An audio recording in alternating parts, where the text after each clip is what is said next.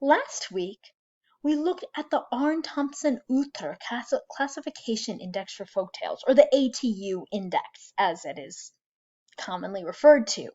This is an index made by 3 generations of folklorists who use tale motifs to classify worldwide folklore.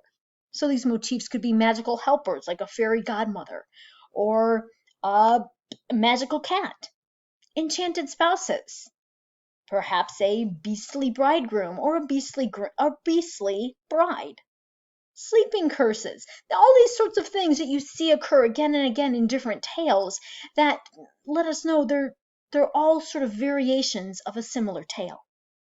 This week we're going to look at a Bluebeard, which is an ATU 312 tale, or a maiden killer tale. Like the traditional Red Riding Hood, ATU 333, Bluebeard, ATU 312, punishes both female curiosity and the implicit female sexuality.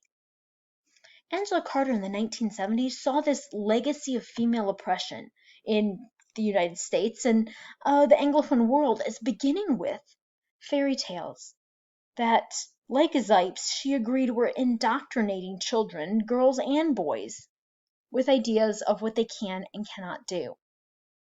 And thus she began a career of writing back to these stories, or writing women a way out. So in your readings for this week, you began with Bluebeard from the Grimms as it was translated by Andrew Lang in the 1800s. In this Bluebeard tale, you have a man with a blue beard who has a wife, and he gives her something that she is not supposed to do. That is a test of her loyalty.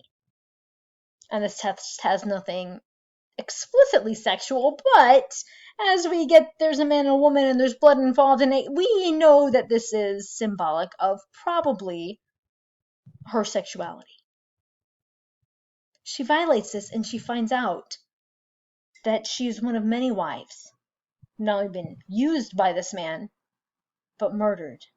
And she realizes that her murder is next. Unlike the other women, she calls out for help, and this help eventually comes, and she is saved. How are these revisionary tales different from the original? The Avenging Women. The heroine in the Bloody Chamber is saved by a mother, not brothers. And in the Glass Bottle Trick, the young wife is saved by the ghosts of her husband's murdered wives. It is the other women who have been abused by this man.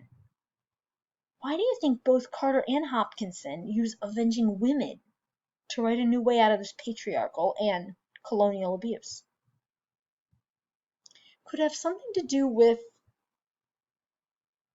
women finding a voice and standing up for themselves? Or is it something more? For your Week 3 Activity 3 discussion board, post a response to these questions. You don't even need to respond to each other. How is the oppressed complicated in the Glass Bottle Trick?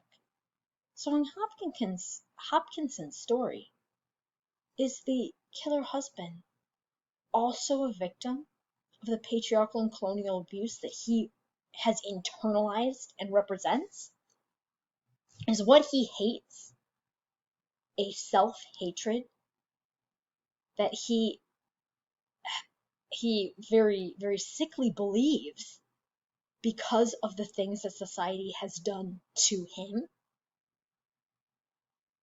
And what does this say? How does this complicate this message in that the abuser is also a victim?